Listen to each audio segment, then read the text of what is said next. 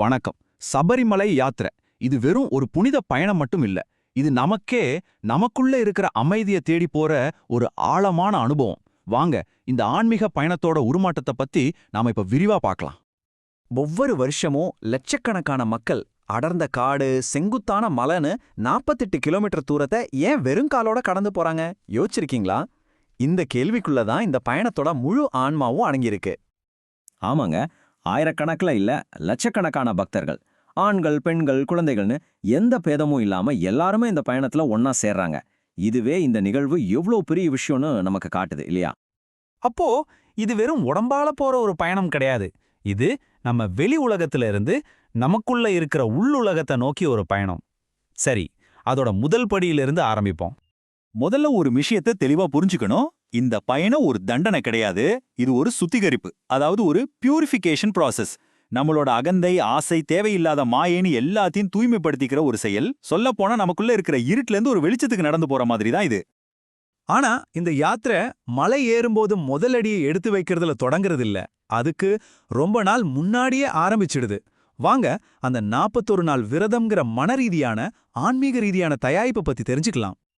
இந்த 41 நாள் விரதத்துல பக்தர்கள் கிட்டத்தட்ட ஒரு துறவி மாதிரி வாழ்வாங்க. ரொம்ப எளிமையான சைவ சாப்பாடு, உலக சந்தோஷங்களை ஒதுக்கி வைக்கிறது, தரையில படுத்து தூங்குறது, அப்புறம் பாக்குற எல்லாரையுமே சுவாமின்னு கூப்பிடுறது. இதுல இருக்கிற ஒவ்வொரு பழக்கமும் வரப்போற அந்த கடினமான பாதைக்கு அவங்க மனசையும் உடம்பையும் தயார்படுத்துது. இந்த விரதத்துல ரொம்ப ரொம்ப முக்கியமான ஒரு விஷயம் சமத்துவம். இங்க ஜாதி, மதம், ஏழை, பணக்காரன்னு எந்த ஒரு பாகுபாடும் கிடையாது. எல்லாருமே சுவாமி தான், எல்லாருமே தெய்வீகமானவங்க தான். இதுதான் இந்த பயணத்தோட மையத்துல இருக்கிற ஒரு பவர்ஃபுல்லான மெசேஜ். சரி, இப்போ இந்த பயணத்திலேயே ரொம்ப சவாலான ஒரு விஷயத்துக்கு வருவோம். ஏன் வெறும் கால்ல நடக்கணும்? இதுக்கு பின்னாடி பூமி தாயோடு நம்மளை இணைக்கிற ஒரு அறிவியலும் இருக்கு, ஆன்மீகமும் இருக்கு. இந்த ஒப்பீட பாருங்க, இதுல இருக்கிற ஒரு முரண்பாடு எவ்வளவு அழகா இருக்கு. உடம்புக்கு முள்ளும் கல்லும் குத்தும்போது மனசு சரணடைய கத்துக்குது. தூசி, கஷ்டம்னு உடம்பு உணரும்போது பிரபஞ்சத்தோட ஒரு தொடர்பு மனசுக்கு கிடைக்குது. உடம்பு சோர்வையும் வலியையும் தாங்கும்போது மனசுக்குள்ள ஒரு நிசப்தமும் அமைதியும் உண்டாகுது. ஆமா, உடம்புக்கு கொடுக்கற கஷ்டம் மன அமைதிக்கு வழிவகுக்குது. நம்ம முன்னோர்கள் இத பிருத்வி ஸ்பர்ஷான்னு சொல்லியிருக்காங்க. அதாவது பூமியை தொடறது. நாம வெறுங்காலில் நடக்கும்போது பூமியோட இயற்கையான சக்தியோட நம்ம உடம்பு கனெக்ட் ஆகுது.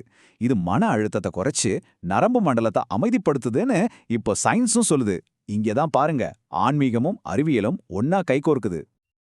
இந்த யாத்திரையில நாம பார்க்குற ஒவ்வொரு விஷயத்துக்கும் ஒரு ஆழமான அர்த்தம் இருக்கு தெரியுமா? நடக்கிற தூரத்துல இருந்து கடைசியா ஏறுற அந்த படிகள் வரைக்கும் எல்லாத்துக்கும் ஒரு குறியீடு இருக்கு. அது என்னன்னு இப்ப பார்க்கலாம்.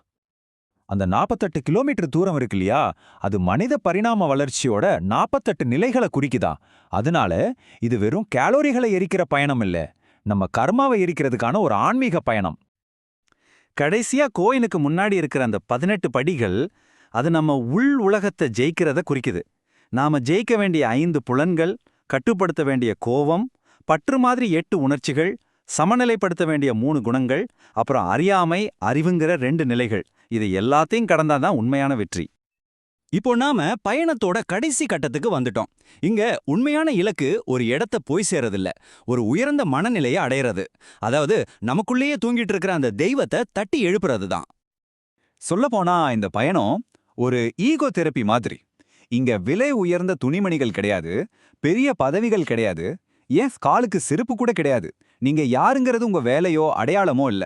நீங்க உங்க வீட்டுக்கு திரும்பி போற ஒரு ஆன்மா, அவ்வளவுதான். மத்த எல்லா அடையாளங்களையும் வழியிலே விட்டுட்டு வந்தாச்சு.